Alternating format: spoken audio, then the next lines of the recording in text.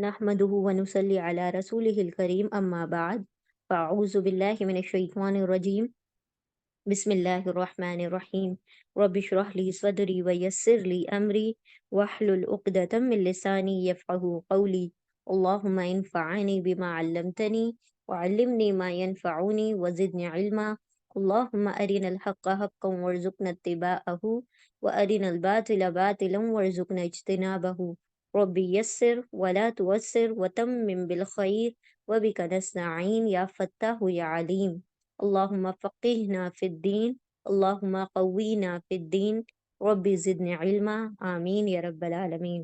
السلام علیکم ورحمۃ اللہ وبرکاتہ۔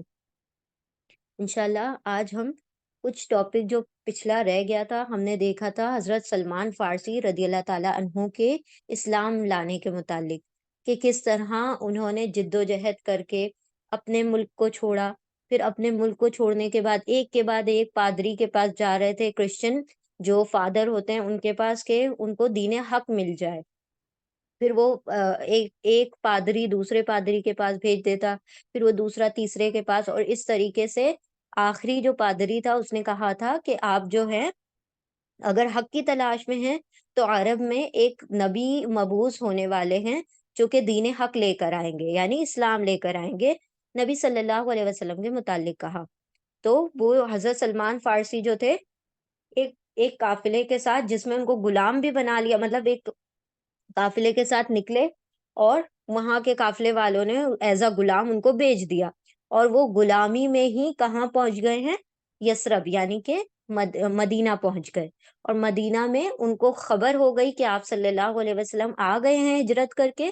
تو انہوں نے کیا کیا، آپ صلی اللہ علیہ وسلم کے پاس جو ان کے جمع جڑی رقم تھی، اس کی جو جمع کی ہوئے، تو اس سے کھجوریں لی اور جا کے آپ صلی اللہ علیہ وسلم کو کہا کہ میں یہ صدقے کے لیے لے کے آیا ہوں۔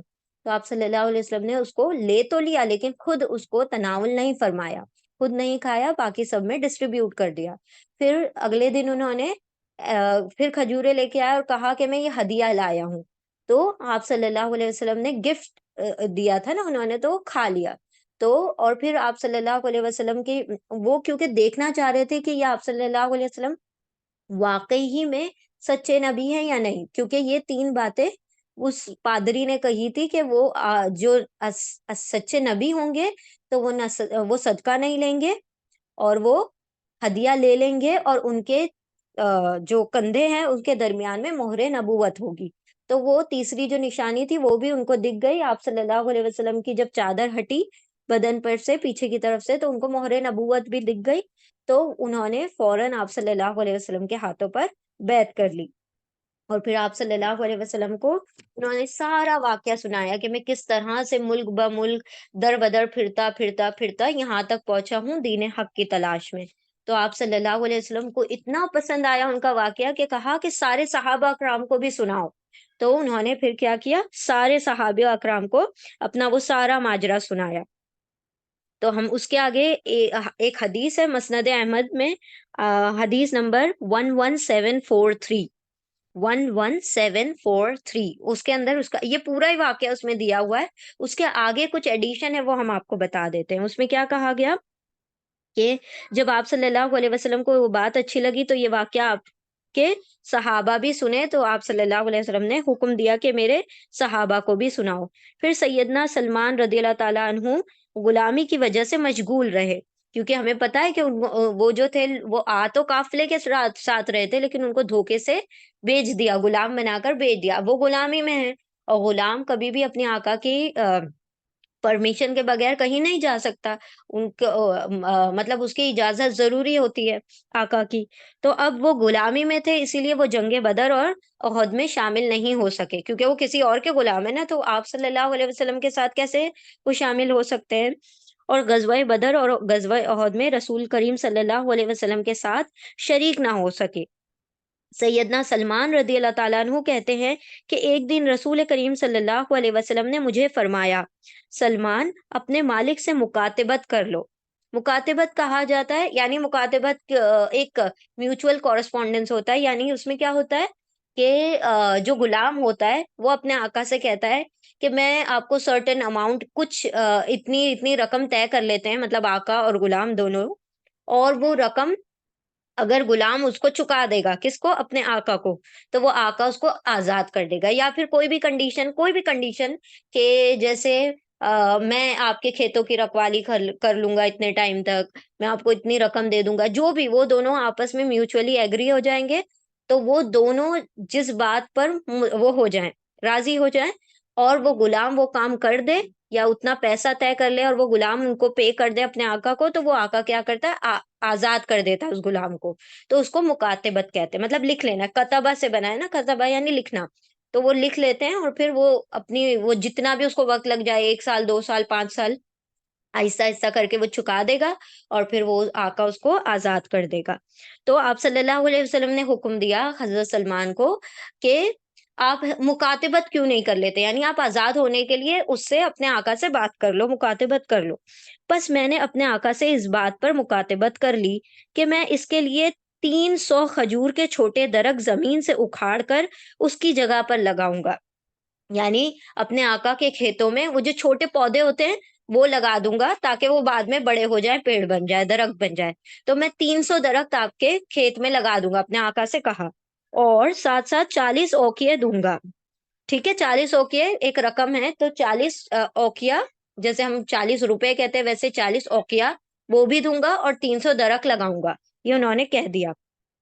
رسول کریم صلی اللہ علیہ وسلم نے فرمایا اپنے بھائی سلمان کی مدد کرو، یعنی کہ جب انہوں نے حضرت سلمان نے اپنے آقا کو کہا کہ میں 300 درخت لگا دوں گا چھوٹے چھوٹے آپ کے کھیت میں، اور جو 40 اوقیا آپ کو رقم دے دوں گا، تو وہ جو ان کا آقا تھا وہ کیا ہو گیا؟ راضی ہو گیا اس بات پر۔ تو اب آپ صلی اللہ علیہ وسلم نے کیا کہا؟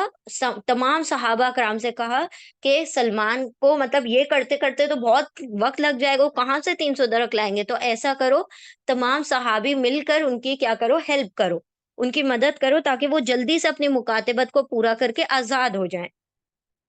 لوگوں نے مدد کرتے ہوئے مجھے کھجوروں کے درخت دیے، کسی نے 30، کسی نے 20، کسی نے 15، کسی نے 10، الغرض کے ہر ایک نے اپنی استطاعت کے مطابق مجھے کھجوروں کے چھوٹے چھوٹے درخت دے دیے، حتیٰ کہ میرے پاس 300 کھجوریں جمع ہو گئیں۔ یعنی آپ صلی اللہ علیہ وسلم نے جب کہا، اور آپ صلی اللہ علیہ وسلم کا حکم اور صحابہ کرام نہ کریں، تو بالکل جیسے ہی سنا، تو سارے صحابہ وہ چھوٹے چھوٹے جو پودے ہوتے ہیں کھجوروں کے، وہ لا کے، جس کے پاس جتنے تھے انہوں نے لا کے دے دیے، 10، کوئی 20، کوئی 50، کوئی 40 لے کر آ رہا ہے، اور اس طریقے سے پورے 300 ہو گئے، تو وہ چھوٹے چھوٹے پودے انہوں نے کیا کیے؟ اس کے کھیت میں لگا دیے۔ پھر آپ صلی اللہ علیہ وسلم رسول کریم صلی اللہ علیہ وسلم نے مجھے فرمایا، سلمان جاؤ اور گڑھے کھودو، جب فارغ ہو جاؤ تو میرے پاس آ جانا، یہ پودے میں خود لگاؤں گا۔ یعنی آپ صلی اللہ علیہ وسلم نے کہا کہ میں بھی ہیلپ کروں گا، اور کیسے؟ کہ تم صرف گڑھے کھودنے کا کام کرو، جو بونے کا کام ہے وہ میں خود کروں گا۔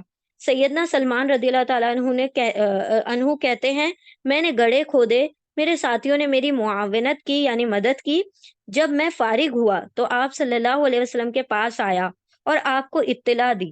رسول کریم صلی اللہ علیہ وسلم میرے ساتھ نکلے، ہم کھجوروں کے وہ بوٹے، بوٹے یعنی وہ چھوٹے چھوٹے پودے، آپ صلی اللہ علیہ وسلم کے قریب کرتے تھے، اور آپ اپنے ہاتھ سے ان کو لگا دیتے تھے۔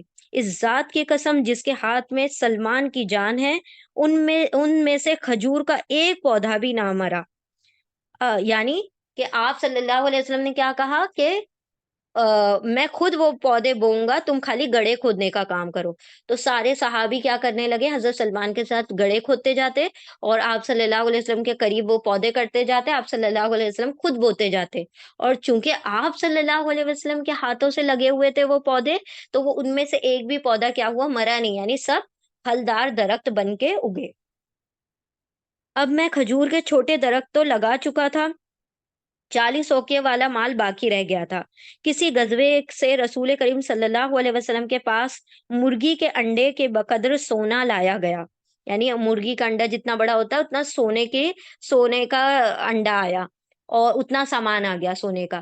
تو آپ صلی اللہ علیہ وسلم کو کس میں ملا؟ غزوے میں ملا۔ غزوے یعنی جس میں آپ صلی اللہ علیہ وسلم جس جنگ میں شامل ہوتے ہیں اس کو غزوہ کہتے ہیں۔ تو آپ صلی اللہ علیہ وسلم کو مال غنیمت کے طور پر وہ انڈے کے برابر سونا آیا۔ آپ صلی اللہ علیہ وسلم نے پوچھا، مکاتبت کرنے والا سلمان فارسی کیا کر رہا ہے؟ مجھے بلایا گیا۔ آپ صلی اللہ علیہ وسلم نے فرمایا، سلمان یہ لو اور اس کے ساتھ اپنی ذمہ داری ادا کر دو۔ میں نے کہا، اے اللہ کے رسول، مجھ پر جتنا قرضہ ہے اس سے کیا اثر ہوگا؟ یعنی قرضہ بہت زیادہ ہے۔ آپ صلی اللہ علیہ وسلم نے فرمایا، یہ تو لو، ان قریب اللہ تعالیٰ تمہارا قرضہ بھی ادا کر دے گا۔ اس ذات کی قسم جس کے ہاتھ میں سلمان کی جان ہے، میں نے وہ لے لیا اور اس میں سے ان آقاؤں کو 40 اوقیہ تول کر دے دیے، ان کا پورا حق ادا کر دیا اور آزاد ہو گیا۔ یعنی کہ جو آپ صلی اللہ علیہ وسلم نے وہ جو سونے کا وہ جو انڈے کے برابر سونا تھا وہ دے دیا، تو اس میں سے نکال کر وہ 40 اوقیہ پہلے انہوں نے اپنے آقا کو دے دیا، ان کے اوپر اور بھی باقی قرضہ تھا، تو قرض بھی انہوں نے کہا کہ میرا اتنے سے قرض ادا نہیں ہوگا، تو کہا اللہ اس کو بھی ادا کروا دے گا، پہلے تم آزاد ہونے کا انتظام کرو۔ تو حضرت سلمان فارسی جو تھے انہوں نے وہ 40 اوقیہ ادا کر دیے اس میں سے، اس سونے میں سے، اور پھر وہ آزاد ہو گئے۔ پھر میں رسول کریم صلی اللہ علیہ وسلم کے ساتھ غزوہ خندق میں حاضر ہوا اور اس کے بعد کوئی غزوہ مجھ سے نہ رہ سکا۔ یعنی آپ صلی اللہ علیہ وسلم کے ساتھ پھر وہ غزوہ خندق جو ہے، دا بیٹل آف ٹرینچ جو ہم جانتے ہیں، تو اس میں غزوہ احزاب بھی جس کو کہا جاتا ہے، اس کے اندر حضرت سلمان فارسی پہلی مرتبہ شامل ہوئے۔ اس کے بعد جتنی بھی جنگیں ہوئیں، جتنے بھی غزوے ہوئے، اس میں سلمان فارسی کیا تھے؟ شامل تھے۔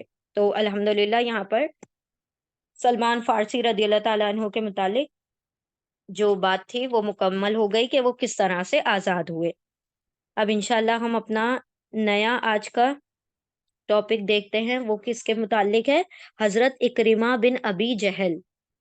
حضرت اکرمہ بن ابی جہل، ابو جہل مکہ، قریشی قبیلے کا ایک بہت بڑا سردار تھا، جو کہ ہمیشہ سے آپ صلی اللہ علیہ وسلم کے خلاف کھڑا ہوا کرتا تھا۔ ٹھیک ہے، اس کا اصل میں نام ابو الحکم تھا، لیکن آپ صلی اللہ علیہ وسلم نے کہا کہ کتنا بڑا جاہل ہے یہ، کہ اس نے اسلام کو مطلب اتنا اس کو ابو الحکم اس لیے کہا جاتا تھا کہ ہی واز دا مطلب he was the man of wisdom, یعنی یہ کہ وہ اتنا زیادہ عقل مند ہے، اس کے پاس اتنی حکمتیں ہیں، لیکن اتنی حکمتیں ہونے کے بعد بھی وہ اسلام کی طرف، حق کو نہیں پہچان سکا، اسی لیے اس کا لقب دیا گیا ابو جہل۔ ٹھیک ہے، تو ابو جہل جو ہے ان کے بیٹے کا واقعہ ہے۔ ابو جہل تو اسلام قبول نہیں کیا اس نے، وہ ہمیشہ اسلام کے خلاف رہا اور اسلام کے ہی خلاف اس کا کیا ہو گیا؟ قتل ہو گیا۔ لیکن اکریمہ جو ان کے بیٹے ہیں، انہوں نے اسلام کو قبول کیا، وہ انشاءاللہ ہم اس واقعے میں پڑھیں گے۔ ٹھیک ہے، انشاءاللہ شروع کرتے ہیں۔ اعوذ باللہ من الشیطان الرجیم، بسم اللہ الرحمن الرحیم۔ اکریمہ بن ابو جہل، اے مہاجر شاہ سوارو، خوش آمدید۔ شاہ سوار کہا جاتا ہے گھوڑے چلانے والوں کو، ٹھیک ہے، ہارس رائڈرز کو۔ جس دن نبی کریم صلی اللہ علیہ وسلم نے رشد و ہدایت پر مبنی اسلام کی دعوت کو لوگوں کے سامنے اعلانیہ طور پر پیش کیا، اس وقت اکرمہ بن ابی جہل اپنی عمر کے تیسرے بہار کے آخری ایام میں تھے۔ اب یہ اس دور کی بات ہے کہ آپ صلی اللہ علیہ مطلب بات کچھ یوں شروع ہو رہی ہے کہ جیسے اس حضرت اکرمہ نے اسلام کو قبول کر لیا اور وہ کیا ہیں؟ گھڑ سوار ہیں۔ پھر اب یہاں سے جو مین واقعہ شروع ہو رہا ہے وہ یہ ہے کہ جب وہ دور جس میں حضرت اکرمہ جو اسلام قبول کر رہے ہیں، وہ کون سا دور ہے؟ کہ وہ اپنی جوانی کے تیسری بہار مطلب جیسے ایک ہوتا ہے چائلڈ ہوتا ہے، پھر اڈولسن ہوتا ہے، پھر کیا ہوتا ہے؟ اڈلٹ ہوڈ ہوتا ہے، تو جو اپنی جوانی کے آخری وقت میں ہے، ٹھیک ہے، تو وہ اس ایام کی بات ہے۔ یہ قریش میں حسب و نسب کے اعتبار سے سب سے معزز اور مالی اعتبار سے سب سے زیادہ تونگر تھے۔ یعنی یہ جو اکرمہ ہیں یہ بہت زیادہ مالدار بھی تھے اور بہت زیادہ ان کی عزت بھی ہوتی تھی، کیونکہ دیکھیں ویسے بھی مالدار لوگوں کی عزت ہوتی ہے، اور دوسری بات یہ کہ قریش مکہ میں ایک جو مشرکان مکہ تھے اس کے سرداروں کا بیٹا ہے نا، تو یہ بہت زیادہ کیا تھے؟ معزز بھی تھے، لوگ ان کی بہت عزت کیا کرتے تھے۔ یہ قریش ان کے لیے مناسب تو یہی تھا کہ جس طرح ان کے ساتھی سعد بن ابی وقاص، اب ان کے جو فرینڈ ہیں ان کے نام ہیں، حضرت اکرمہ کے دو فرینڈ ہیں، سعد بن ابی وقاص اور مصعب بن عمیر، یہ تینوں صحابی جوان صحابی ہیں، ٹھیک ہے۔ تو ان لوگوں نے تو اسلام قبول کر لیا بہت شروع میں، اور مصعب بن عمیر کے بارے میں بھی انشاءاللہ ہم پڑھیں گے کہ وہ کتنے نوجوان خوبصورت صحابی ہیں۔ تو ان لوگوں نے ابی وقاص نے بھی، سعد بن ابی وقاص اسلام قبول کر چکے، اور مصعب بن عمیر اسلام قبول کر چکے، لیکن انہوں نے اسلام کو قبول نہیں کیا، ٹھیک ہے۔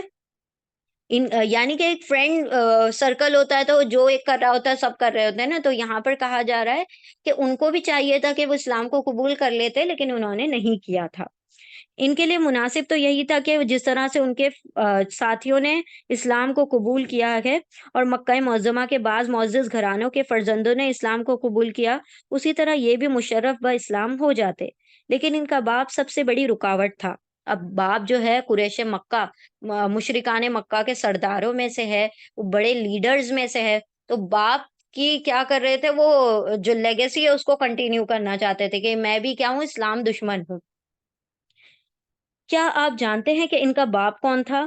یہ وادی مکہ کا بہت بڑا ظالم، جابر، مشرکین عرب کا قائد یعنی لیڈر، مسلمانوں کو سخت اذیت یعنی تکلیف پہنچانے والا، جس کی سخت سزاؤں کے ذریعے اہل ایمان کو آزمایا گیا، اور وہ اس آزمائش میں ثابت قدم نکلے، اور اس ظالم کے مکر و فریب کے ذریعے اہل یقین کی صداقت کو جانچا گیا، اور وہ حق و صداقت کے معیار پر پورے اترے، اور یہ بالآخر ابو جہل کے نام سے مشہور ہوا۔ یہ تو ہے ان کے باپ کا مختصر تعارف، لیکن جہاں تک حضرت اکرمہ کا تعلق ہے، یہ بلا شبہ قریش کے بہت بڑے لیڈر اور قابل رشک شہ سوار تھے۔ اب کیا کہا گیا کہ ان کا باپ کون تھا؟ بہت جابر، جو جبر کرنے والا، ظالم تھا، ظلم کرنے والا تھا، اور اس نے اتنا زیادہ مسلمانوں پر ظلم کیا کہ اللہ سبحانہ و تعالیٰ فرماتے ہیں کہ ایک آزمائش بن گیا تھا مسلمانوں کے لیے، اور لیکن مسلمان جو تھے اپنی آزمائش میں پورے اتر رہے تھے، وہ انہوں نے ہر قسم کے ٹیسٹ میں، چاہے ہماری جان نکال دی جائے لیکن ہم کسی بھی لات عزا کا نام نہیں لیں گے، ہم نے اپنے دین کو چھوڑ دیا، ہم نے دین آبا و اجداد کے جو مشرکانہ دین کو چھوڑ دیا، اسلام کو قبول کر لیا، اب چاہے تم جو ظلم ستم کرو، ہم دین اسلام سے نہیں پھرنے والے۔ جس طرح سے ہم جانتے ہیں کہ آج کیا کس طریقے سے جو پیلسٹینینز کر رہے ہیں، بالکل وہی دور سمجھ لیں کہ یہ وہی وقت ہے کہ لوگ ظلم کر رہے ہیں، جبر کر رہے ہیں، لیکن وہ کہہ رہے ہیں لا الہ الا اللہ، ہم تو اس دین کو نہیں چھوڑیں گے، چاہے تم ہماری جانیں لے لو، ہماری اولادیں لے لو، ہمارا مال لے لو، ہمارا سب کچھ لے لو۔ تو یہ جو تھا بہت ظلم اور جبر کرنے والا تھا ابو جہل، اور یہ ان کے بیٹے اکرمہ یہ کیا تھے، بہت بڑے لیڈر بھی تھے، اور ساتھ ساتھ بہت اچھے گھڑ سوار بھی تھے، بہت اچھی سواری کرتے تھے۔ جناب اکرمہ رضی اللہ تعالیٰ عنہ نے شروع میں تو اپنے باپ کے نقش قدم پر چلتے ہوئے حضرت محمد صلی اللہ علیہ وسلم کے دشمنی اپنے دل میں بٹھا لی، کہ باپ نے آپ صلی اللہ علیہ وسلم کو دشمن مانا، تو وہ خود بھی کیا کر رہے تھے، دشمنی نبھا رہے تھے، اور آپ صلی اللہ علیہ وسلم کے ساتھ شدید عداوت یعنی دشمنی سے پیش آتے۔ آپ صلی اللہ علیہ وسلم کے صحابہ کو طرح طرح کی تکلیف سے دوچار کیا، اسلام اور مسلمان پر ایسے ایسے مظالم ڈھائے کہ جنہیں دیکھ کر ان کے باپ ابو جہل کو دلی مسرت حاصل ہوتی، یعنی یہ خود بھی کیا کرتے تھے، مسلمانوں پر جبر اور ظلم کرتے تھے، اور پھر باپ جو تھا وہ دیکھ کر خوش ہوتا تھا کہ دیکھو میرا بیٹا کتنا اچھا کام کر رہا ہے کہ مسلمانوں پر ظلم کر رہا ہے، اور میرے لیے میرا کیا ہو گیا، میرا ایک دایاں ہاتھ ہو گیا کہ میں اگر نہیں بھی رہا تو میرا بیٹا اپنے دین کا بدلہ لے لے گا۔ جب ان کے باپ ابو جہل نے غزوہ بدر میں، اب اسلام کی پہلی جنگ ہے غزوہ بدر، تو اس میں ابو جہل بھی تھا مشرکوں کے سائڈ، اور اسلام جو اکرمہ تھا وہ بھی کیا تھے، وہاں پر شامل تھے۔ غزوہ بدر میں مشرکین کی قیادت کی ابو جہل نے کیا کیا، وہ لیڈر بن کر آیا وہاں پر مشرکوں کا بدر میں، تو اس نے لات اور عزا کی قسم کھا کر کہا، لات اور عزا کیا ہیں، دو بت کے نام ہیں جن کو یہ لوگ مانا کرتے تھے، قسم کھا کر کہا کہ میں اس وقت تک مکہ واپس نہیں جاؤں گا جب تک کہ محمد کو اس میدان میں شکست نہ دے دوں۔ مکہ کے تھوڑے سائڈز میں تھا، آؤٹسکرٹس میں تھا، بدر کا میدان، تو یہ کیا کہتا ہے، قسم اٹھاتا ہے کہ میں قسم کھاتا ہوں لات اور عزا کی، جب تک مکہ واپس نہیں جاؤں گا، جب تک کہ آپ صلی اللہ علیہ وسلم کا نعوذ باللہ قتل نہ کر دوں۔ مقام بدر میں اس نے پڑاؤ کیا، مسلسل 3 دن تک یہاں اونٹ ذبح کرتا اور شراب پیتا رہا، اور رقص و سرور کی محفل جچتی رہی۔ یعنی یہ لوگ کیا کر رہے تھے، انجوائے بھی کر رہے تھے، اور کیونکہ ان کو اپنی تعداد پر غرور تھا کہ ہم جو ہیں ان سے ٹرپل تعداد میں ہیں، یہ لوگ تو 300 ہیں اور ہم 1000 ہیں، تو ڈیفینیٹلی ہم ان کو ہرا دیں گے، اور یہ جو ہے ہم سے جیت کر جانے والے نہیں ہیں، تو ہمیں تو چاہیے کہ ہم جشن بھی کرتے رہیں۔ تو شراب بھی پی رہے ہیں، اونٹ بھی ذبح کر رہے ہیں، رقص بھی دیکھ رہے ہیں، سارا کچھ کر رہے تھے وہ لوگ۔ جب ابو جہل نے معرکہ بدر میں مشرکین کی قیادت کی، تو اس کا بیٹا اکرمہ رضی اللہ تعالیٰ عنہ اس کا دست بازو بنا ہوا تھا، یعنی ہیلپنگ ہینڈ بن کر وہ حضرت اکرمہ جو تھے وہ اپنے ابو جہل اپنے باپ کی مدد کر رہے تھے۔ لیکن اس دن لات اور عزا ابو جہل کے کچھ کام نہ آئے، اس لیے کہ وہ کسی کی پکار کو سنتے ہی نہیں تھے۔ اب لکڑی پتھر کے بت کسی کو سنتے نہیں ہیں، تو کہاں سے وہ قسمیں بھی اٹھا لے تو ان کی مدد کریں گے۔ لات اور عزا نے اس کی کچھ مدد نہ کی، اس لیے کہ وہ ہر اعتبار سے عاجز و بے بس تھے۔ یہ میدان بدر میں بری طرح قتل ہو کر گر گیا۔ کون؟ ابو جہل، یعنی اکرمہ جو رضی اللہ تعالیٰ عنہ ہے، ان کا باپ جو ہے وہ بدر پہلی ہی اسلام کی جنگ میں کیا ہو گیا، قتل کر دیا گیا۔ اس کے بیٹے اکرمہ رضی اللہ تعالیٰ عنہ نے اپنی آنکھوں سے دیکھا کہ مسلمانوں کے نیزے اس کا خون پی رہے ہیں، اور اپنے باپ کے منہ سے نکلے ہوئے اندوہناک چیخ اپنے کانوں سے سنی، یعنی کہ وہ دیکھ رہا ہے کہ میرا باپ خون میں لت پت ہے، اور لات و عزا کی قسم کھا کے بھی کیا ہوا، اپنے اس کے باپ کو کوئی فائدہ نہیں ہوا، اور وہ میدان بدر میں قتل ہو کر گرا پڑا ہے، اور وہ تڑپ رہا ہے، سسک رہا ہے، لیکن اس کی مدد کرنے کوئی لات اور عزا کوئی بت نہیں آیا۔ یہ اکرمہ رضی اللہ تعالیٰ عنہ نے اپنے آنکھوں سے اپنے باپ کو میدان بدر میں مرتے ہوئے دیکھا۔ جناب اکرمہ رضی اللہ تعالیٰ عنہ سردار قریش کی لاش کو میدان بدر میں ہی چھوڑ کر مکہ واپس آ گئے، یعنی وہ کیا ہوا، ان کو غصہ آ گیا، اور وہ کیا ہو گئے، وہاں سے نکل کر آ گئے، وہیں پہ لاشوں کو چھوڑ کے وہ اپنے وہاں سے چھوڑ کر آ گئے۔ کون؟ حضرت اکرمہ۔ شکست نے انہیں اس قدر عاجز و پسپا کر دیا کہ اپنے باپ کی لاش کو بھی مکہ میں دفن کرنے کے لیے اپنے ہمراہ نہ لا سکے۔ مسلمانوں نے دوسرے، یعنی غصہ آئے گا کیونکہ وہ کیا ہو گئے، ہار گئے، اور اپنے باپ کو بھی وہیں میدان میں چھوڑ کر آ گئے۔ مسلمانوں نے دوسرے مشرکین کی لاشوں کے ساتھ اس کی لاش کو بھی تقیب کنویں میں پھینک دیا، اور اوپر سے ریت ڈال دی۔ اب ایک کنویں میں جو ایک وہاں بدر کے جو سراؤنڈنگ میں کیا تھے، کنویں تھے نا، تو وہ کنویں جو تھے اس میں کیا کر دیا گیا، جتنے بھی مشرکین، جو 70 مشرکین کیا ہو گئے تھے، قتل کیے گئے تھے، تو ان سب کی لاشوں کو کیا کر دیا گیا، اس کنویں میں پھینک دیا گیا، اور جو تھی اوپر سے ریت ڈال دی گئی۔ اس دن سے اکرمہ بن ابی جہل کا اسلام کے ساتھ ایک دوسرا طرز عمل شروع ہوا۔ پہلے تو اسلام کے خلاف اپنے باپ کی حمایت کی وجہ سے عداوت تھی، اور اب باپ کا انتقام لینے کے لیے دشمنی اپنے نقطۂ عروج پر پہنچ چکی تھی۔ یعنی پہلے تو صرف دین کے لیے تھا، اب کیا ہو گیا، ایک پرسنل گرج بھی آ گیا ہے نا، تو وہ ایک وینجنس جو تھا، ایک بدلے کی جو ایک وہ اٹھ رہی تھے جذبہ، تو دو بات ہو گئی، ایک تو میرا دین ان سے خلاف ہے، دوسری بات ان کے دین والوں نے میرے باپ کو مارا ہے، تو اب مجھے اپنے باپ کا کیا کرنا ہے، بدلہ بھی لینا ہے، تو اور زیادہ اسلام سے دشمنی ان کی بڑھ گئی۔ اس وقت سے اکرمہ اور دیگر وہ تمام لوگ جن کے باپ معرکہ بدر میں قتل ہو چکے تھے، مشرکین کے سینوں میں عداوت کی آگ جلانے لگے، اور مقتولین کے ورثاء کے دلوں میں انتقام کی آگ کا شعلہ بھڑکانے لگے، یہاں تک کہ معرکہ احد برپا ہوا۔ اب 2 ہجری میں کیا ہوئی تھی، بدر کی جنگ ہوئی تھی۔ اب ان کے جو لوگ مر گئے، کن کے، مشرکوں کے، تو جن کے باپ والد جو ریلیٹیوز مر گئے تھے، تو لوگوں نے کیا کیا، ان کو بھڑکانا شروع کیا کہ بھائی دیکھو، تم نے اپنے باپ کا بدلہ لینا ہے، تمہیں اپنے بھائی کا بدلہ لینا ہے، تم نے اپنی اولاد کا بدلہ لینا ہے، تو تم کیا کرو، اس کی جنگ کی تیاری کرو۔ اب یہ سب لوگ کیا کرنے لگے، اس کی پریپریشن کر کے نیکسٹ ایئر، اگلے ہی سال 3 ہجری میں غزوہ احد ہوئی، ٹھیک ہے۔ اکرمہ بن ابی جہل احد کی جانب چل نکلے، یعنی اب ان کو ایسا ہے کہ اب مجھے تو بدلہ لینا ہے، اپنی بیوی ام حکیم کو بھی ساتھ لے لیا تاکہ وہ صفوں کے پیچھے کھڑی ہو کر دیگر مقتولین کے وارث عورتوں کے ہمراہ ایک ساتھ ڈھول بجا کر نوجوانان قریش کو لڑائی کے لیے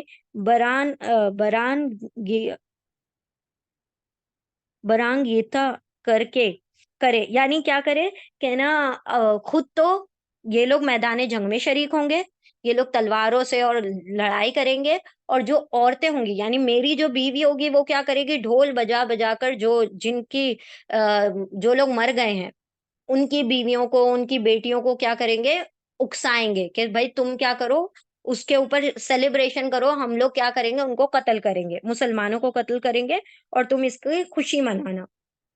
تو مقتولین کی وارث عورتوں کے ہمراہ ایک ساتھ ڈھول بجا کر نوجوان قریش کو لڑائی کے لیے اکسائیں گے، تاکہ انہیں اس حالت میں دیکھ کر قریش کے شہ سوار جم کر لڑیں اور میدان سے راہ فرار اختیار نہ کریں، یعنی کہ بیویاں بھی سپورٹ کر رہی ہیں ہماری جنگوں کو، تو ہم نے کیا کرنا ہے، اس جنگ کے میدان کو چھوڑ کر نہیں جانا اور ہمیں مسلمانوں سے بدلہ لے کر ہی واپس آنا ہے۔ قریش نے شہ سواروں کو یعنی گھڑ سواروں کی دائیں جانب خالد بن ولید اور بائیں جانب اکرمہ بن ابی جہل کو متعین کر دیا۔ ہم جانتے ہیں کہ دونوں بہت بہترین صحابی بعد میں بنے، لیکن اس وقت جنگ احد میں یہ بہت کٹر مسلمانوں کے دشمن بن کر آئے تھے، اور دونوں ہی ہے نا، ہم ایک کو تو جانتے ہیں سیف اللہ کے نام سے، حضرت خالد بن ولید کے جو کسی بھی جنگ میں شریک ہوئے تو انہوں نے پھر وہ جنگ ہاری ہی نہیں گئی۔ تو یہ کیا ہوا، دو گروپ بنائے گئے، اس کے لیڈر ہیں، ایک میں خالد بن ولید اور ایک میں اکرمہ بن ابو جہل۔ غزوہ قریش نے شہ سواروں کے دائیں جانب خالد بن ولید اور بائیں جانب اکرمہ بن ابو جہل، کیونکہ دیکھیں وہ اس میں ایسا ہوتا تھا نا جنگ میں کہ ہر چیز کے الگ الگ وہ ہوتے تھے، گروپ بنا دیے جاتے تھے کہ یہ لوگ تیر اندازی کریں گے، یہ نیزہ بازی کریں گے، کچھ لوگ نیزہ چلائیں گے، کچھ لوگ تیر چلائیں گے، کچھ لوگ گھڑ سواری کریں گے، وہ اپنی تلواروں سے لڑیں گے۔ تو جو گھڑ سواروں کا گروپ تھا جس میں گھوڑے چلانے والے لوگ تھے، اس کے رائٹ سائڈ خالد بن ولید، لیفٹ سائڈ اکرمہ بن ابو جہل۔ غزوہ احد میں ان دونوں شہ سواروں نے ایک طوفان برپا کر دیا، دونوں بہترین کیا تھے، جنگجو بھی تھے، لڑنے والے بھی تھے، جس سے قریش کا پلہ بھاری ہو گیا، یعنی مشرکوں کا پلہ بھاری ہو گیا، اور مشرکین کو اس دن بڑی کامیابی حاصل ہوئی۔ یہ صورتحال دیکھ کر ابو سفیان نے کہا، آج ہم نے غزوہ بدر کا بدلہ لے لیا ہے۔ اور ہم جانتے ہیں کہ غزوہ احد میں کیا ہوا تھا، کہ تھوڑی سی مسلمانوں کی غلطی کی وجہ سے، کہ وہ آپ صلی اللہ علیہ وسلم نے حکم دیا تھا کہ جب تک میں حکم نہ دے دوں اس پہاڑ سے نہیں اترنا ہے، چاہے لوگ مر جائیں، کٹ جائیں، کچھ بھی ہو جائے، تم کو اوپر سے نہیں اترنا۔ انہوں نے سمجھا کہ ہم مسلمان جنگ جیت گئے اور وہ اوپر سے اتر کر آ گئے تھے، تو اس کی وجہ سے خالد بن ولید نے پیچھے سے گھیر لیا اور مسلمان جو تھے مشرکوں کے درمیان آ گئے، اور اس طرح سے بہت جنگ وغیرہ ہوئی۔ آپ صلی اللہ علیہ وسلم کے دندان مبارک دو دانت بھی شہید ہو گئے تھے۔ تو وہ انشاءاللہ اگر احد کے بارے میں ہم کبھی پڑھیں گے تو دیکھیں گے، لیکن یہاں پر کیا ہو گیا تھا، تھوڑی سی غلطی کی وجہ سے مشرکوں نے 70 صحابہ کرام کو شہید کر دیا، اور ان کو یہ خوشی ہوئی کہ ہمارے 70 انہوں نے بدر میں مارے تھے، ہم نے ان کے مسلمان 70 کیا کر دیے، شہید کر دیے احد میں۔ اور ابو سفیان خوش ہو گئے کہ ہم نے کیا کیا، اس بدر کا بدلہ احد میں لے لیا۔ اور غزوہ خندق میں مشرکین نے کئی روز تک مدینہ منورہ کا محاصرہ کیے رکھا۔ اب یہ احد کی بات ہو گئی، اب غزوہ خندق جو جنگ عذاب جس کو کہتے ہیں اس کے بارے میں بتایا جا رہا ہے۔ اور غزوہ خندق میں مشرکین نے کئی روز تک مدینہ منورہ کا محاصرہ کیے رکھا۔ آخر کار اکرمہ بن ابی جہل، یعنی خندق جو غزوہ خندق ہونے والی تھی، تو سارے مشرکین نے کیا کیا تھا، سارے ادھر ادھر کے لوگوں کو بھی جمع کر لیا تھا، کیا یہ کہہ کر کہ اس بار تو ہم کیا کر دیں گے، مسلمانوں کا خاتمہ ہی کر دیں گے، یہ سب مدینہ میں، ان کو مدینے کو چاروں طرف سے گھیر لو اور ہم ان کو ختم کر دیں گے۔ اور سارے لوگوں نے اس کا محاصرہ کر کے، اس کو سراؤنڈ کر کے رکھا ہوا تھا۔ حضرت رما رضی اللہ تعالیٰ عنہ کا پیمانہ صبر لبریز ہو گیا۔ انہوں نے خندق میں ایک تنگ سی جگہ دیکھی تو اپنے گھوڑے کو ایڑ لگائی، اور وہ سرپٹ دوڑا اور یکدم خندق کو عبور کر گیا، اور ان کے پیچھے چند اور شہ سوار بھی خندق عبور کر گئے۔ ان میں سے عمرو بن عبدو عامری کا تو کام تمام ہو گیا، اور اکرمہ بن ابی جہل جان بچا کر بھاگ نکلنے میں کامیاب ہو گئے۔ یعنی کیا ہوا تھا کہ خندق میں بھی انہوں نے کوشش کی تھی کہ ہم کیا کر لیں، مطلب آپ صلی اللہ علیہ وسلم کو اور باقی تمام صحابہ اکرام کو ختم کر دیں، لیکن یہ غصے میں تھے، تو خندق جو تھی پار کر کے چلے گئے، لیکن پھر معاملہ جو تھا مسلمانوں کے ہی حق میں آنے لگا، تو یہ پھر اپنی جان بچا کر بھاگ گئے۔ کون؟ حضرت اکرمہ۔ فتح مکہ کے دن قریش نے خیال کیا کہ آج محمد صلی اللہ علیہ وسلم، اور فتح مکہ کب ہوئی ہے؟ اراؤنڈ 8 ہجری، 8 ہجرت کے 8ویں سال میں فتح مکہ کے دن قریش نے خیال کیا کہ آج محمد صلی اللہ علیہ وسلم اور آپ صلی اللہ علیہ وسلم کے ساتھیوں کا مقابلہ نہیں کیا جا سکتا۔ کیوں؟ کیونکہ مکہ فتح ہو گیا، سارے لوگ مسلمان ہو گئے، تو آج تو ہم ان کا کیا کر نہیں سکتے، مقابلہ نہیں کر سکتے، کیونکہ سب لوگ ان کے سپورٹ میں کھڑے ہیں۔ تو انہوں نے یہ فیصلہ کیا کہ لشکر اسلام کا راستہ نہ روکا جائے، تاکہ وہ بغیر کسی مزاحمت کے مکہ میں داخل ہو جائیں۔ اس فیصلے کا انہیں یہ فائدہ ہوا کہ رسول کریم صلی اللہ علیہ وسلم نے لشکر اسلام کے سپہ سالاروں کو یہ حکم دیا کہ وہ اہل مکہ میں سے اسی کے ساتھ لڑائی کریں جو ان سے نبرد آزما ہو۔ یعنی آپ صلی اللہ علیہ وسلم نے جیسے ہی فتح مکہ ہوا، مطلب مکہ، یہ چھوٹے چھوٹے انسیڈنٹس بتائے جا رہے ہیں کہ کس طرح سے حضرت اکرمہ ہر طرح کوشش کر رہے ہیں، ہر جنگ میں کوشش کر رہے ہیں کہ میں کسی طرح سے آپ صلی اللہ علیہ وسلم سے بدلہ لے لوں، لیکن وہ موقع نہیں مل پا رہا ہے ان کو۔ اب یہ کیا ہو گیا، ایسے کرتے کرتے جنگیں ہوتے ہوتے کئی سال گزر گئے، 8 ہے نا، اراؤنڈ 2 ہجری سے 8 ہجری آ گئی، 8 6 سال گزر گئے اور باپ کا ابھی تک بدلہ لیا نہیں گیا ہے۔ اور 8 ہجری میں کیا ہو گیا، سارے مکہ کے لوگ جو تھے مسلمان ہو گئے، اراؤنڈ آلموسٹ 90% مسلمان ہو گئے۔ آپ صلی اللہ علیہ وسلم نے حکم دیا کہ کوئی درخت نہ کاٹے، کسی کو نہ لوٹیں، کسی کو نہ مارے، ہم جو آئے ہیں مکہ فتح کر کے، ہم کسی کو مارنے کے لیے نہیں آئے ہیں۔ تو سارے لوگ اسلام قبول کر گئے، اور آپ صلی اللہ علیہ وسلم نے یہ بھی حکم دے دیا کہ کیا نہیں کیا جائے گا، جنگیں نہیں کی جائیں گی، جنگ صرف اسی سے ہوگی جو سامنے سے انیشیٹ کرے گا، جو سامنے سے پہل کرے گا۔ ہم دفاعی طور پر اپنے پروٹیکشن کے لیے کیا کریں گے، اس سے جنگ کا بدلہ لیں گے۔ اب کیا ہوتا ہے، اکرمہ بن ابی جہل اور ان کے ہمراہ ایک جماعت قریش کے شیرازہ بندی کے لیے نکلے تاکہ مسلمانوں کے لشکر جرار کا راستہ روکیں، لیکن حضرت خالد بن ولید رضی اللہ تعالیٰ عنہ نے ایک چھوٹے سے معرکہ میں انہیں شکست دے دی۔ ان میں سے چند ایک تو قتل کر دیے گئے اور کچھ نکلنے میں کامیاب ہو گئے۔ ان بھاگنے والوں میں اکرمہ بن ابو جہل بھی تھے۔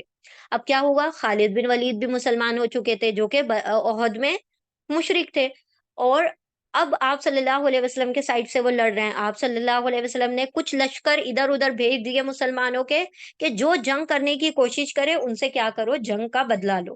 ٹھیک ہے، اب یہ تو اکرمہ جو تھے، اب کچھ لوگوں کے ساتھ پلان کر رہے تھے کہ جنگ کریں گے، لیکن جب انہوں نے دیکھا کہ خالد بن ولید سامنے، اور خالد بن ولید نے کیا کیا، بہت سارے جو ان کے گروپ والے تھے ان کو قتل کر دیا، تو یہ کیا کر گئے، بھاگ گئے وہاں سے۔ اس روز اکرمہ کو بہت ندامت محسوس ہوئی۔ مکہ فتح ہو جانے کے بعد اب تو ان کا یہاں رہنا محال تھا، یعنی مکہ کے سارے لوگ مسلمان ہو گئے، اب کیسے یہاں رہا جائے۔ اگرچہ رسول صلی اللہ علیہ وسلم نے اپنے مقابلے میں آنے والے قریش کے لیے عام معافی کا اعلان کر دیا تھا، آپ صلی اللہ علیہ وسلم نے پورے لارج اسکیل پہ سب کو کیا کر دیا، معاف کر دیا۔ کہہ دیا تھا نا کہ آج میں وہی معاملہ کروں گا جو یوسف نے اپنے بھائیوں کے ساتھ کیا، لا تثریب علیکم اليوم، آج کے دن تمہاری کوئی پکڑ نہیں ہے، میں نے سب کو معاف کر دیا۔ تو آپ صلی اللہ علیہ وسلم نے ابو سفیان، ان کی جو وائف ہے ہندا، اس تک کو معاف کر دیا تھا۔ ٹھیک ہے، لیکن ان میں چند اشخاص ایسے بھی تھے، کچھ لوگ ایسے بھی تھے جن کا نام لے کر آپ صلی اللہ علیہ وسلم نے یہ حکم صادر فرمایا کہ اگر یہ کعبے کے پردوں میں بھی چھپے ہوئے ہوں تو انہیں قتل کر دیا جائے۔ یعنی مکہ میں جنگ کرنا حرام ہے نا، حرمت والی جگہ ہے، لیکن آپ صلی اللہ علیہ وسلم نے کہا کہ کچھ ایسے لوگ ہیں اسلام کے دشمن جن کو قتل کرنا کیا کر دیا گیا، کمپلسری کر دیا گیا، کہ ان کو کسی بھی حال میں، چاہے وہ کعبے کے غلاف کو لپٹ کر بھی تم سے معافی مانگے تو ان کو قتل کر دو۔ یا آپ صلی اللہ علیہ وسلم نے آرڈیننس جاری کر دیا۔ ان افراد کے فہرست میں اکرمہ بن ابو جہل کا بھی نام تھا کہ اس کو بھی کیا کر دیا جائے، قتل کر دیا جائے۔ اسی لیے وہ چپکے سے کھسک گیا اور یمن کا رخ کیا، کیونکہ یہاں اسے کوئی جائے پناہ نظر نہ آتی تھی۔ ہر جگہ پر کون تھے، مسلمان ہو گئے تھے، سارے لوگ مسلمان ہونے کے بعد کیا ہو رہا تھا، یہ بھی آرڈیننس پاس ہو گیا کہ ان لوگوں کو قتل کر دینا ہے، جہاں پہ بھی دکھائی دیں، شوٹ ایٹ سائڈ جیسے ہم کہتے ہیں نا، جہاں بھی دکھے ان کو قتل کر دو۔ تو اسی طریقے سے ان کے نام بھی اسی لسٹ میں تھے۔ تو اکرمہ جو تھے وہ کہاں چلے گئے، یمن کی طرف وہ کرنے لگے، سفر کے لیے نکل گئے، روانہ ہوئے۔ اس موقع پر اکرمہ بن ابی جہل کی بیوی ام حکیم اور ہند بن اتبا اور ان کے ہمراہ 10 دیگر خواتین بھی رسول کریم صلی اللہ علیہ وسلم کے گھر کی طرف روانہ ہوئیں تاکہ آپ صلی اللہ علیہ وسلم کے دست مبارک پر بیعت کریں۔ جب یہ آپ صلی اللہ علیہ وسلم کی خدمت اقدس میں حاضر ہوئیں تو اس وقت آپ صلی اللہ علیہ وسلم کے پاس آپ صلی اللہ علیہ وسلم کی 2 بیویاں، بیٹی حضرت فاطمہ اور بنو عبد المطلب کے چند خواتین موجود تھیں۔ ہند نے بات شروع کی اور وہ اس وقت نقاب اوڑے ہوئے تھی۔ ٹھیک ہے، تو کیا کہا جا رہا ہے کہ اکرمہ جو تھے ان کی وائف جو تھی، اور ان کے ساتھ کئی عورتیں جو تھیں اسلام قبول کرنے کے لیے آپ صلی اللہ 10 خواتین تھیں اور 2 یہ لوگ 10 ایکسٹرا تھیں، اور ایک ام حکیم جو ان کی بیوی ہے، اکرمہ کی بیوی، اور ہند بنت اتبا۔ اتبا بھی کون ہے؟ ایک بڑا سردار ہے مشرکان مکہ کا، ان کی بیٹی ہند ہندات کو ہم جانتے ہیں نا، ابو سفیان کی وائف۔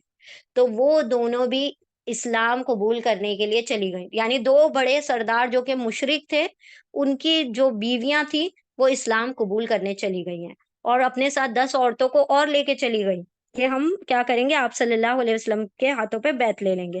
ہند نے اپنی بات شروع کی اور وہ اس وقت نقاب اوڑے ہوئے تھی، کہنے لگی، یا رسول اللہ صلی اللہ علیہ وسلم، اس خدا کا شکر ہے جس نے اپنے پسندیدہ دین کو غالب کر دیا، یعنی دین اسلام کو اللہ نے کیا کر دیا؟ عام کر دیا، غالب کر دیا۔ میں قرابت داری کی بنا پر آپ صلی اللہ علیہ وسلم سے رحم کی اپیل کرتی ہوں اور میں صدق کے دل سے اسلام قبول کرتی ہوں۔ پھر اپنے چہرے سے نقاب ہٹا کر گویا ہوئی، یا رسول اللہ، میں ہند بنت اتبا ہوں۔ یعنی آپ صلی اللہ علیہ وسلم کے پاس منہ ڈھک کر کیوں آئی تھی؟ کیونکہ ہم جانتے ہیں کہ اس نے کیا کروایا تھا، حضرت حمزہ کا مسئلہ کروایا تھا نا، میوٹیلیشن کروایا تھا، کہ ان کی ناک، کان، آنکھ سب کٹوا دیا تھا، اور ان کا کلیجہ چیر کر کیا کیا تھا، اس نے چبایا تھا ہند نے۔ اس نے قسم اٹھائی تھی کہ میرے باپ کو مارا ہے تو میں کیا کروں گی، حمزہ کی جان جب چلی جائے گی، اور وہ وحشی نے جب ان کو قتل کر دیا تو اس نے پورا کلیجہ نکال کے چبایا تھا۔ اور آپ صلی اللہ علیہ وسلم کے کون تھے؟ حضرت حمزہ چاچا بھی تھے، فرینڈ بھی تھے، کیونکہ سیم عمر تھی، آلموسٹ سیم عمر تھی، اور بہت کلوز تھے وہ آپس میں۔ تو آپ صلی اللہ علیہ وسلم کو اتنی زیادہ تکلیف ہوئی تھی اس مطلب حضرت حمزہ کی شہادت سے، کہ یہ منہ چھپا کر آتی ہے اور کہتی ہے کہ میں کیا کرتی ہوں، آپ سے رحم کی اپیل کرتی ہوں، آپ اسلام کو اللہ نے غالب کیا ہے تو آپ کیا کریں، میری بیعت کو قبول کر لیں اور مجھے اسلام میں آنے کی اجازت دے دیں۔ پھر اپنے چہرے سے نقاب ہٹا کر کہتی ہے کہ میں ہند بنت اتبا ہوں۔ رسول کریم صلی اللہ علیہ وسلم نے فرمایا، خوش آمدید، اللہ اکبر، یعنی آپ صلی اللہ علیہ وسلم کا تحمل، the forbearance، see the forbearance of آپ صلی اللہ علیہ وسلم، کہ آپ صلی اللہ علیہ وسلم نے کیا کہا، خوش آمدید۔ پھر اس نے کہا، یا رسول اللہ صلی اللہ علیہ وسلم، آج سے پہلے آپ صلی اللہ علیہ وسلم کے گھر سے بڑھ کر روئے زمین پر کوئی ایسا گھر نہ تھا جس کی تذلیل اور رسوائی مجھے محبوب تر ہو، یعنی مجھے جب آپ کے گھر کی کوئی رسوائی کرتا، کوئی آپ کے گھر کی تذلیل کرتا، تو مجھے بہت خوشی ہوتی تھی کہ آپ صلی اللہ علیہ وسلم کی کوئی رسوائی کر رہا ہے۔ اور آج آپ صلی اللہ علیہ وسلم سے گھر سے بڑھ کر روئے زمین پر کوئی ایسا گھر نہیں جس کی عزت مجھے محبوب تر ہو، یعنی آج مجھے سب سے زیادہ کسی کی عزت جو محبوب ہے وہ آپ کی عزت محبوب ہے، آپ کے گھر کی عزت محبوب ہے، جو کہ پہلے نہیں ہوا کرتی تھی۔ رسول کریم صلی اللہ علیہ وسلم نے یہ سن کر فرمایا کہ اللہ تعالیٰ تیرے پاکیزہ خیالات و احساسات میں اور زیادہ برکت عطا فرمائے۔ پھر اکرمہ بن ابی جہل کی بیوی کھڑی ہوئی، اس نے اسلام قبول کیا اور عرض کی، یا رسول اللہ صلی اللہ علیہ وسلم، اکرمہ اس ڈر سے یمن بھاگ گیا ہے کہ کہیں آپ صلی اللہ علیہ وسلم اسے قتل نہ کر دے، کیونکہ اس کا لسٹ میں نام آ چکا تھا کہ کہیں پہ بھی دیکھو تو قتل کر دو، تو وہ ڈر کے یمن بھاگ گیا۔ وہ بیوی آپ صلی اللہ علیہ وسلم کو اکرمہ کی بیوی بتا رہی ہے، ازراہ کرم اسے پناہ دے دیں، اللہ تعالیٰ آپ صلی اللہ علیہ وسلم پر کرم کرے گا۔ تو یعنی وہ خود اسلام قبول کر رہی ہیں لیکن اپنے ہسبینڈ کے لیے کیا کہہ رہی ہیں، پناہ مانگ رہی ہے کہ آپ اس کو کیا کریں، پناہ دے دیں، یعنی اس کو رہنے کی یہاں پر اجازت دے دیں۔ نبی صلی اللہ علیہ وسلم نے ارشاد فرمایا، آج سے وہ پناہ میں ہے، یعنی تم اسلام قبول کر رہی ہو، تم اس کی پناہ طلب کر رہی ہو، تو اللہ کے رسول کیا کرتے ہیں، ان کو پناہ دے دیتے ہیں۔ وہ اس کی تلاش میں اسی وقت چل نکلی، یعنی اب وہ اسلام قبول کر کے کیا کرتی ہے، اپنے شوہر کو ڈھونڈنے کے لیے نکل جاتی ہے۔ ایک رومی غلام بھی اس کے ہمراہ تھا۔ راستے میں غلام کی نیت میں فطور پیدا ہو گیا اور وہ اس پر ڈورے ڈالنے لگا، لیکن یہ اسے امید دلاتی رہی اور ٹالتی رہی، یہاں تک کہ ایک عرب قبیلے کے پاس پہنچ گئی۔ ان سے مدد طلب کی تو انہوں نے اسے رستوں سے باندھ دیا۔ یہ مسلسل اپنی راہ پر چلتی گئی، یہاں تک کہ علاقہ تمامہ کے ساحل سمندر پر اکرما سے جا ملی، اور وہ ایک مسلمان ملاح سے یہ کہہ رہا تھا کہ اسے کشتی میں سوار کر کے پار لگا دے۔ اب کیا ہوا کہ وہ جو ان کی بیوی ہے وہ نکلی، ڈھونڈ رہی ہے۔ اب ڈھونڈتے ہوئے اپنے ساتھ کیا لیا تھا اس کو نے، ایک رومی غلام کو، رومن ایک وہ تھا سلیو، اس کو اپنے ساتھ لے کے کہ وہ راستہ مجھے بتا دے گا، میں اکیلی عورت کیسے جاؤں گی؟ تو وہ اس ڈر سے کہ میں اکیلی عورت ہوں، تو وہی کیا کرنے لگا، اس سیڈیوس کرنے لگا حضرت اکرمہ کی وائف کو۔ تو اب انہوں نے کیا کہا کہ اس کو جھوٹا جھانسا دیتی رہی کہ ہاں بھائی میں بھی تمہاری طرف اٹریکٹ ہو گئی ہوں، لیکن وہ کیا کرتی ہیں، جیسے یہ قبیلے میں، کیونکہ اکیلا راستہ تھا، اور جھوٹ بولتے بولتے بولتے لے گئی، اور پھر جب ایک قبیلہ ملا ان کو، عرب قبیلہ، تو ان کو بتا دیا کہ یہ ایسے ایسے مجھے سیڈیوس کرنے کی کوشش کر رہا ہے۔ تو انہوں نے کیا کیا، اس کو رسوں سے باندھ دیا اور وہ اکیلی پھر آگے چلی گئی۔ اب اکیلی جاتے جاتے انہوں نے تماما کے ساحل پر اپنے ہسبینڈ کو دیکھ لیا، اور وہ کیا کر رہے تھے، ایک مسلمان ملاح، ملاح کس کو کہتے ہیں، جو پائلٹ وہ ہوتا ہے نا، جو جہاز چلانے والا، اس کو ملاح کہتے ہیں، ٹھیک ہے، کون سا، پانی کا جہاز، شپ چلانے والے کو۔ تو اس سے کیا کہہ رہے ہیں کہ آپ مجھے کیا کریں، سوار کر لیں اپنی شپ میں۔ اکرما کہہ رہے ہیں کہ آپ اس کشتی میں سوار کر کے مجھے پار لگا دیں۔ ملہ اسے کہہ رہا تھا کہ اپنی نیت خالص کر لو تو تجھے پار لگاؤں گا، یعنی کہ تم کیا کر، وہ مسلمان تھے نا، ان کو بھی پتا تھا کہ آپ صلی اللہ علیہ وسلم نے یوں کہہ رکھا ہے کہ ان کو جہاں بھی دیکھو ان کو کیا کر دو، قتل کر دو۔ تو اس نے، مسلمان ملا نے کیا کہا کہ تم اپنی جو نیت ہے اس کو درست کر لو، اس کو خالص کر لو، تو تم کو پار لگا دوں گا، تمہیں شپ میں آنے کی اجازت دے دوں گا۔ اکرما نے اس سے کہا کہ میں اپنی نیت کیسے خالص کروں؟ ملہ بولا، تم کہو اشہد اللہ الہ الا اللہ وان محمد رسول اللہ، کہ میں گواہی دیتا ہوں کہ اللہ کیا ہے، واحد ہے، ایک ہے، اور اللہ کے رسول، نبی صلی اللہ علیہ وسلم اس کے رسول ہیں۔ اکرما نے کہا اسی کلمے کی وجہ سے تو میں مکہ سے بھاگا ہوں، یعنی میں یہی تو نہیں قبول کرنا چاہتا، اس لیے تو میں بھاگ رہا ہوں، اگر یہ قبول کرنا ہوتا تو مجھے مکہ سے بھاگنے کی ضرورت ہی کیا تھی، میں تو وہیں رہتا۔ اکرما نے کہا اسی کلمے کی وجہ سے تو میں مکہ سے بھاگا ہوں۔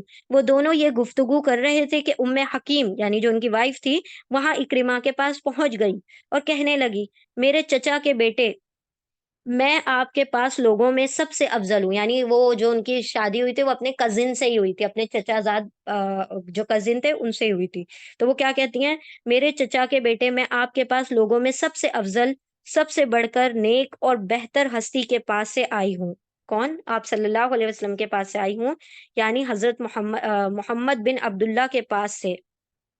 میں نے تمہارے لیے آپ صلی اللہ علیہ وسلم سے پناہ طلب کی تو آپ صلی اللہ علیہ وسلم نے کمال شفقت سے پناہ دے دی۔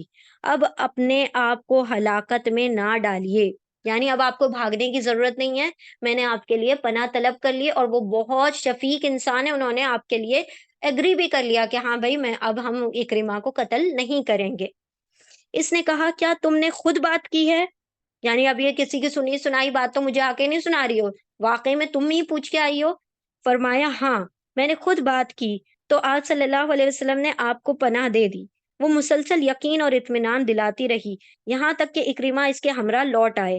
راستے میں اسے اپنے رومی غلام کا واقعہ بتایا تو یہ سنتے ہی پہلے وہاں پہنچے جہاں اسے باندھ رکھا تھا، اسلام قبول کرنے سے پہلے اسے قتل کر دیا۔ یعنی ابھی تو وہ مشرک ہی ہے نا، ابھی رستے میں چل رہے ہیں، اور جب اپنی بیوی کے سیڈکشن کے بارے میں جب انہوں نے سنا کہ وہ غلام ایسا کر رہا تھا میری بیوی کے ساتھ، تو انہوں نے کیا کیا، اس کو پہلے بیچ میں راستے میں قتل کر دیا۔ راستے میں ایک جگہ پڑاؤ کیا۔ اکرمہ نے اپنی بیوی سے خلوت کا ارادہ کیا تو اس نے بڑی سختی سے انکار کر دیا اور کہا، میں مسلمان ہوں اور تو مشرک ہے۔ اسے بڑا تعجب ہوا اور کہنے لگا، میرے اور تیرے درمیان تو بہت بڑی خلیج پیدا ہو گئی ہے۔ یعنی کہ ہم جانتے ہیں کہ جب کوئی ہسبینڈ اور وائف میں سے اگر ایک مسلمان ہو جائے تو نکاح ضائع ہو جاتا ہے، نکاح ٹوٹ جاتا ہے نا، دونوں، کیونکہ دونوں کا مسلمان ہونا ضروری ہے۔ تو وہ کیا کہتی ہیں کہ میں تم سے خلوت اختیار نہیں کر سکتی، اور میں کیونکہ مسلمان ہو چکی ہوں اور تم مشرک ہو۔ جب اکرمہ رضی اللہ تعالیٰ عنہ مکہ معظمہ کے قریب پہنچے تو رسول کریم صلی اللہ علیہ وسلم نے اپنے صحابہ سے ارشاد فرمایا، ان قریب اکرمہ بن ابی جہل تمہارے پاس مومن اور مہاجر بن کر آئے گا۔ یعنی آپ صلی اللہ علیہ وسلم پہلے سے ہی کیا کر رہے ہیں، ہی فور سیز دا سچویشن، اور آپ صلی اللہ علیہ وسلم نے پہلے ہی پیشن گوئی کر دی کہ اب اکرمہ آئیں گے تو صحیح، لیکن اسلام قبول کر کے مومن بن کر آئیں گے۔ اس کے باپ کو گالی نہ دو، اس لیے کہ میت کو گالی دینے سے اس کے لواحقین یعنی اس کے رشتہ داروں کو تکلیف ہوتی ہے، اور وہ گالی میت کو نہیں پہنچتی۔ یعنی جو مر چکا وہ اپنے انجام کو پہنچ گیا، اب اس کو بعد میں گالی دینے سے اور اس کے گھر والوں کے سامنے اس کو برا بھلا کہنے سے کوئی نتیجہ نہیں ہے، کیونکہ ایک تو کیا ہوگا کہ اس کے رشتہ داروں کو اذیت پہنچے گی، دوسری بات وہ گالی اس تک پہنچے گی نہیں۔ تو بہتر ہے کہ تم اس کے باپ کو، ابو جہل کو گالی مت دینا، چاہے کتنا بھی بڑا مشرک ہو۔ تھوڑی ہی دیر بعد اکرمہ رضی اللہ تعالیٰ عنہ اور ان کی بیوی رسول کریم صلی اللہ علیہ وسلم کی خدمت اقدس میں پہنچ گئے۔ جب نبی صلی اللہ علیہ وسلم نے انہیں دیکھا تو بہت خوش ہوئے، خوشی کے عالم میں ان کی طرف لپکے۔ پھر جب رسول کریم صلی اللہ علیہ وسلم بیٹھ گئے تو جناب اکرمہ آپ صلی اللہ علیہ وسلم کے سامنے با ادب کھڑے ہوئے۔ عرض کی، یا رسول اللہ صلی اللہ علیہ وسلم، ام حکیم نے مجھے بتلایا ہے کہ آپ نے مجھے پناہ دے دی ہے۔ یعنی آپ صلی اللہ علیہ وسلم کے ساتھ سامنے احترام سے کھڑے ہو کر کہا کہ کیا واقعی آپ نے مجھے پناہ دے دی ہے؟ مجھے میری بیوی نے کہا کہ آپ نے مجھے پناہ دے دی ہے۔ نبی صلی اللہ علیہ وسلم نے فرمایا، یہ سچ کہتی ہے، تجھے پناہ حاصل ہے۔ جناب اکرمہ نے دریافت کیا، یا رسول اللہ صلی اللہ علیہ وسلم، آپ کس بات کی دعوت دیتے ہیں؟ یعنی اب مجھے کیا بتائیں اپنے اسلام کے بارے میں، مجھے ڈیٹیل میں بتائیں کہ آپ کیا دعوت دے رہے ہیں، آپ کس چیز کی طرف مجھے کیا کر رہے ہیں، بلا رہے ہیں۔ آپ صلی اللہ علیہ وسلم نے ارشاد فرمایا، میں تمہیں اس بات کی طرف دعوت دیتا ہوں کہ تم گواہی دو اللہ کے سوا کوئی معبود حقیقی نہیں، اور میں اللہ کا بندہ اور رسول ہوں۔ نماز قائم کرو، زکوٰۃ ادا کرو، رمضان کے روزے رکھو، یہاں تک کہ آپ صلی اللہ علیہ وسلم نے اسلام کے تمام ارکان شمار کر دیے۔ یعنی جو 5 پلرز آف اسلام ہے، 5 ارکان، حج، روزہ، نماز، زکوٰۃ، کلمہ، سب سے پہلے کلمہ، نماز، روزہ، زکوٰۃ، حج، تو یہ پانچوں کے بارے میں بتا دیا کہ آپ صلی اللہ علیہ وسلم، میں ان پانچوں کی تم کو دعوت دیتا ہوں۔ جناب اکرمہ نے کہا، یقیناً آپ صلی اللہ علیہ وسلم نے حق بات کی طرف دعوت دی ہے اور خیر و بھلائی کا حکم دیا ہے۔ پھر اس کے بعد یہ کہنے لگا، اللہ کی قسم، آپ صلی اللہ علیہ وسلم یہ دعوت پیش کرنے سے پہلے بھی ہم میں سب سے زیادہ سچے اور صالح انسان تھے۔ یعنی یہ بات نہیں ہے کہ آپ صلی اللہ علیہ وسلم کو دین حق ملا 40 سال کی عمر میں، جب سے وہ نیک اور صالح بنے اور حق بات کرنے والے بنے، بلکہ وہ تو اپنی بچپن سے لے کر 40 سال کی عمر تک بھی، یعنی اپنی جوانی میں بھی، پہلے وقت میں بھی وہ نیک ہی تھے اور وہ بہت سچ بولنے والے تھے۔ جبھی تو آپ مشرکان مکہ نے ہی ان کا نام صادق اور امین لقب رکھا تھا آپ صلی اللہ علیہ وسلم کا۔ تو وہ گواہی دیتا ہے کہ یہ آج کی بات نہیں ہے کہ آپ سچے ہیں، بلکہ آپ پہلے سے ہی سچے اور نیک ہوا کرتے تھے۔ پھر اپنا ہاتھ آگے بڑھایا اور کہا، میں اقرار کرتا ہوں کہ اللہ کے سوا کوئی عبادت کے لائق نہیں ہے، اور آپ صلی اللہ علیہ وسلم بلا شبہ اس کے سچے رسول ہیں۔ پھر عرض کی، یا رسول اللہ، مجھے چند کلمات سکھلا دیجئے جو میں پڑھتا رہوں۔ یعنی انہوں نے کہا کہ میں تو پہلے گواہی دے دیتا ہوں اللہ ایک ہے اور آپ اس کے بندے رسول ہیں، اور مجھے کچھ کچھ چیزیں سکھا دیں تاکہ میں اس کو کنٹینیوسلی کیا کرتا رہوں، پڑھتا رہوں۔ آپ صلی اللہ علیہ وسلم نے فرمایا، تم یہ کلمات پڑھا کرو، اشہد ان لا الہ الا اللہ وان محمدن عبدہ ورسولہ، میں گواہی دیتا ہوں کہ اللہ کے سوا کوئی معبود حقیقی نہیں اور محمد صلی اللہ علیہ وسلم کے اس کے بندے اور رسول ہیں۔ جناب اکرمہ نے دریافت کیا کہ اس کے بعد کیا کہوں؟ رسول کریم صلی اللہ علیہ وسلم نے ارشاد فرمایا، تم کہو کہ میں اللہ تعالیٰ اور حاضرین مجلس کو گواہ بنا کر اقرار کرتا ہوں، میں مسلمان، مجاہد اور مہاجر ہوں۔ یعنی پہلے تو تم کلمہ پڑھ لو، گواہی شہادہ دے دو، اس کے بعد کہو، کیا کہو کہ میں اقرار کرتا ہوں سب کے سامنے، جتنے بھی لوگ یہاں پر موجود ہیں ان کے سامنے میں کو گواہ بنا کر یہ گواہی دیتا ہوں کہ میں مسلمان ہوں اور ایک مجاہد اور کیا ہوں، مہاجر ہوں۔ مجاہد یعنی جہاد کرنے والا، مہاجر یعنی ہجرت کرنے والا، میں دونوں ہوں۔ حضرت اکرمہ رضی اللہ تعالیٰ عنہ نے بصمیم قلب یہ اقرار کر لیا، یعنی دل کی گہرائی سے کیا اس کو اقرار کر لیا۔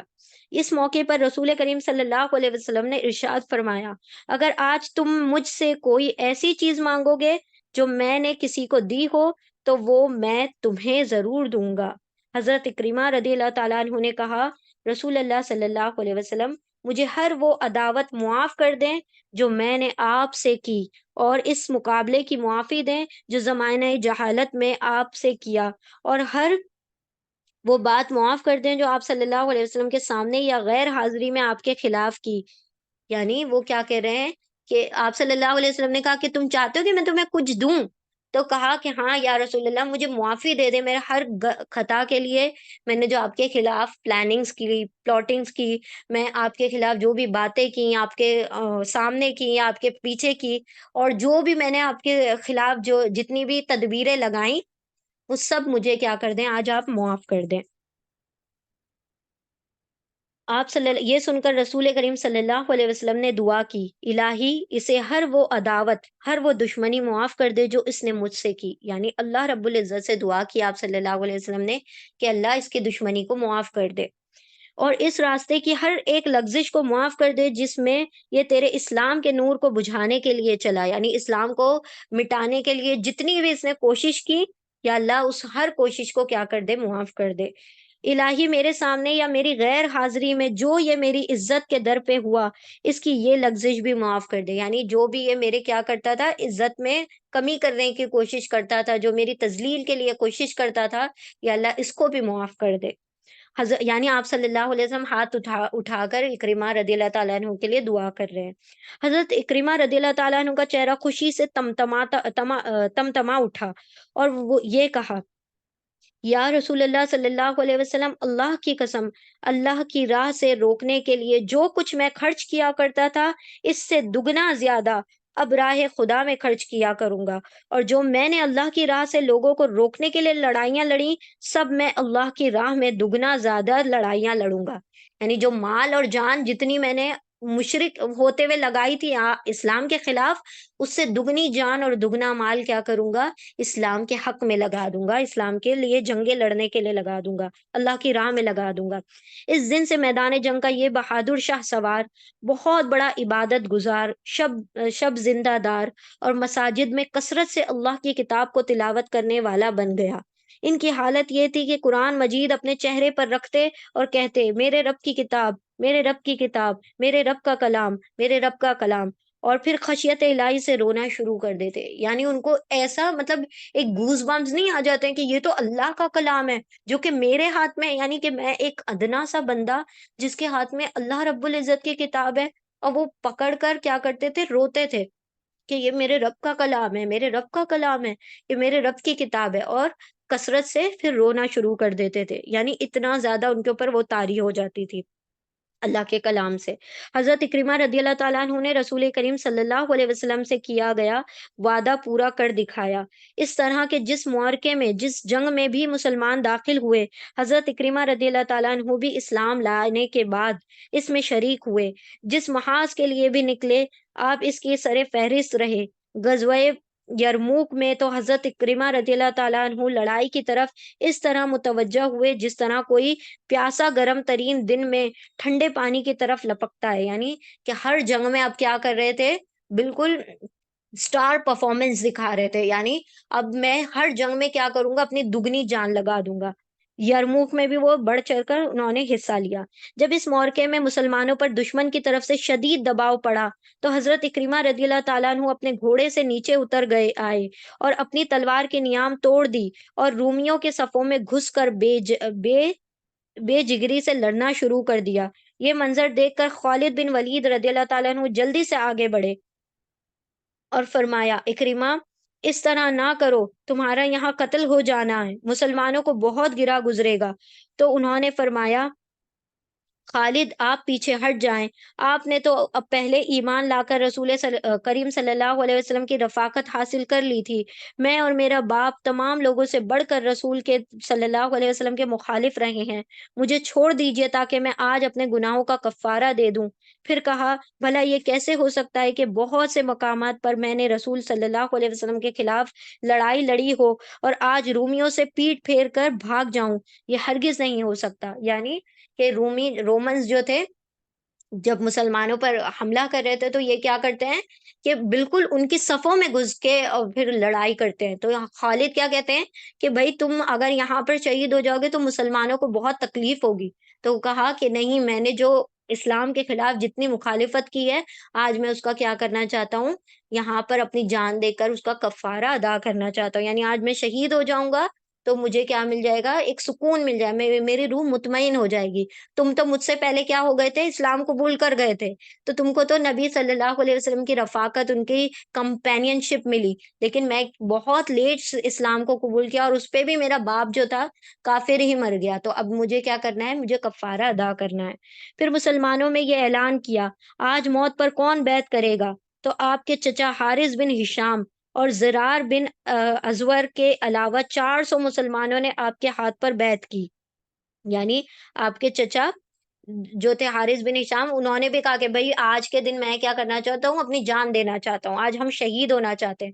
تو 400 اور لوگوں نے، مسلمانوں نے کیا کیا، بیعت لے لی حضرت اکرمہ کے ہاتھ پہ کہ ہاں ہم تو لڑیں گے اور مریں گے، یعنی آج تو ہم شہید ہو کر ہی جائیں گے۔ حضرت خالد بن ولید رضی اللہ تعالیٰ عنہ کے خیمے کی آڑ میں زوردار لڑائی لڑی اور آپ کی جانب سے بہترین دفاع کیا۔ جب معرکہ یرموک میں مسلمانوں کو عظیم فتح حاصل ہو چکی تو سرزمین یرموک میں 3 مجاہد لیٹے ہوئے تھے جنہیں زخموں نے نڈھال کر دیا تھا۔ یہ تھے حارث بن ہشام، عیاش بن ابی ربیہ اور اکرمہ بن ابی جہل۔ یعنی کہ مسلمانوں کو فتح ہو گئی اور 3 مجاہد جو تھے ابھی کیا ہونے والے، شہید بننے جا رہے ہیں۔ کون ہے؟ حارث بن ہشام، عیاش بن ابی ربیہ اور اکرمہ بن ابی جہل۔ حارث نے پانی کے لیے پانی مانگا۔ اب یہ تینوں کیسے ہیں؟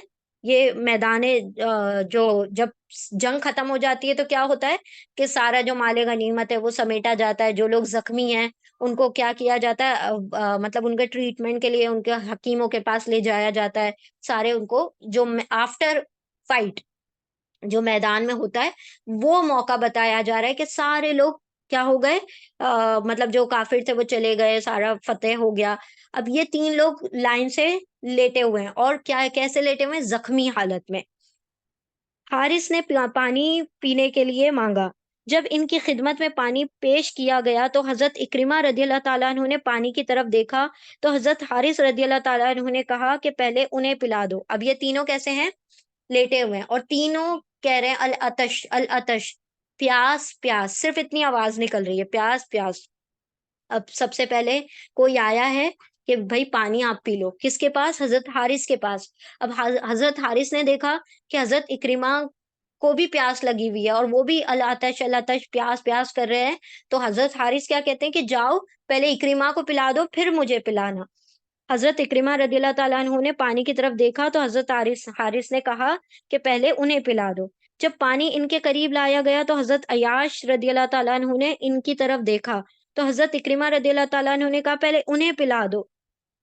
جب پانی حضرت عیاش رضی اللہ تعالیٰ عنہ کے پاس لایا گیا تو ان کی روح قفس انصری سے پرواز کر چکی تھی، یعنی کہ ایک کے پاس لائے تو انہوں نے کہا کہ بھائی اکرمہ کو پلا دو۔ اکرمہ نے دیکھا کہ بھائی عیاش کو بھی پیاس لگی ہے تو عیاش رضی اللہ تعالیٰ عنہ کے پاس گئے، تو جب تک وہ وہاں پہنچتے پانی لے کے، حضرت عیاش کی کیا ہو گئی، روح نکل گئی، ان کی جان نکل گئی۔ جب پانی حضرت عیاش رضی اللہ تعالیٰ عنہ کے پاس لایا گیا تو ان کی روح نکل گئی۔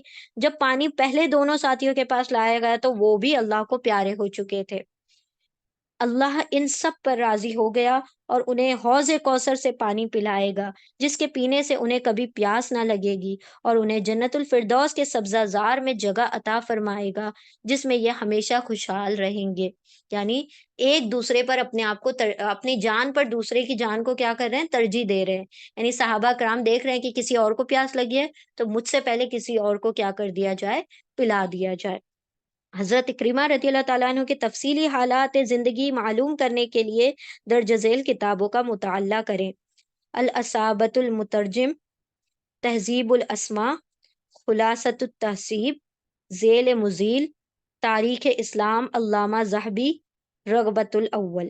یہ کچھ کتابوں کے نام ہیں جس میں حضرت کریمہ رضی اللہ تعالیٰ عنہ کے متعلق ڈیٹیل میں پڑھا جا سکتا ہے۔ تو اس طریقے سے حضرت کریمہ رضی اللہ تعالیٰ عنہ جنگ یرموک میں شہادت کا جام انہوں نے نوش فرمایا، اور آخری وقت میں بھی یعنی اپنی جان پر دوسرے صحابی کی جان کو ترجیح دیتے دیتے ان کی روح کیا ہو گئی؟ قفس انصری میں سے پرواز کر گئی، اور اللہ رب العزت ان کو شہادت کا مرتبہ عطا فرمایا۔ اللہ سبحانہ و تعالیٰ ان کی شہادت کو قبول عطا فرمائے، اور جو انہوں نے قربانیاں دی اسلام کے لیے اپنی جان اور مال کی، اللہ رب العزت ان کو بھی قبول عطا فرمائے، اور ہمیں بھی یہ توفیق عطا فرمائے کہ ہم بھی اللہ رب العزت کی راہ میں اپنی جان اور مال کو خرچ کرنے کے لیے آگے آگے پیش رہیں، یعنی سابقون اور اولون میں رہیں، اور اپنی جان پر دوسرے کی جان کو ترجیح دیں۔ آمین یا رب العالمین۔ جزاکم اللہ خیرا کثیرا۔ سبحان اللہ و بحمدہ، سبحانک اللہم و بحمدک، نشہد ان لا الہ الا انت، نستغفرک و نتوب الیک۔ سبحان ربک رب العزت عما یصفون، وسلام علی المرسلین، والحمد للہ رب العالمین، برحمتک یا ارحم الراحمین۔ جزاکم اللہ خیرا کثیرا۔ السلام علیکم ورحمۃ اللہ وبرکاتہ۔